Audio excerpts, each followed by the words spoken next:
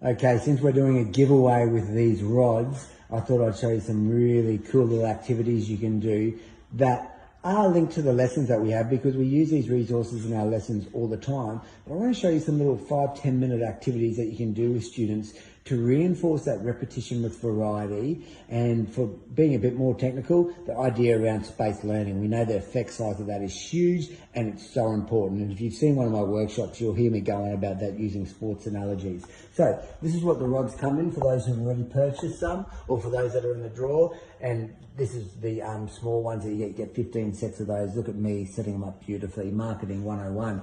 All right, look at the size difference too. I've done that on purpose just to show you how cool these big rods are. Let's look at this first one. I've done activities like this with you before, but what I'd be doing with students is I'd be setting up a heap of these different ones. It might be a variety of basic facts. You could hone in on a particular strategy, maybe doubles or make 10, but look, that's for you to decide. You can do this many different times and tweak it. I'm showing the total, I'm showing one of the parts, and I'm not showing the other part. This is a super important model, okay? And when we talk about problem solving and working with word problems, this is the understanding that's really going to see students get through, because we want them to identify the numbers and the role that they're playing. In this particular equation that I've set up here, I've given them the total and one of the parts. They're going to find the unknown.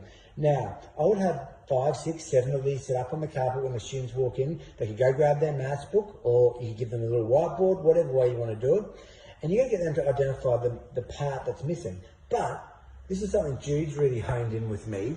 You need to do more than that. When we're doing hands-on learning, let's try and bring it back to the maths language and symbols to make students feel comfortable and confident with using them. So for that one, you can see you might get students just to write an addition to solve, or you might get them to show it as a subtraction, or you could do the turnaround and the inverse operation. Look at all the learning that's happening there, depending on what you've done prior that week or previous lessons. You can decide what you want this to look like. There's even a bit of communicativity there. So you can see how that would be a great little activity to do with them. The following day, you could give them a set of these, get them to model 8 different part total models and write this down. So you see what we've done here? We've turned a lesson into a small activity and then into another activity, and look at all the learning that's happening there. Now, I've shown you this one because I want to show you how to do it with bigger numbers as well. So let's just say you might have done a lesson on breakup strategy, and you want to reinforce that. So you can be clever with your numbers.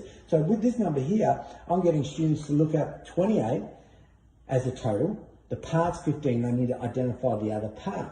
Then once again, we can get them to model it this way, or to be really nifty, you can get them to do it this way as well. I'm using a different number here. I've seen students working with number boards and doing equations that we do with breakup strategies on that, but also using this model, just quickly drawing it to show what is the part, what's the total, and what's the missing addend I'm looking for. So there you have a bunch of activities that you can tweak using this. I love starting off with this as a big representation. The kids walk in, hey, have a look what I've got here. What can you see? Oh, okay, you can see that you've got a total and a part. Who can tell me the missing part? You might do one together, and then you've got another 6 or 7. The follow-up lesson, as I just explained, you can't really use the smaller rods for these bigger numbers, but what you can do is you can set the students up with some of these, writing them and getting them to fill it in, swap it with a partner. So I hope that helps, showing you how to use this resource. There's so many different little things you can do, and I'll start showing you a bunch of them as the weeks go on.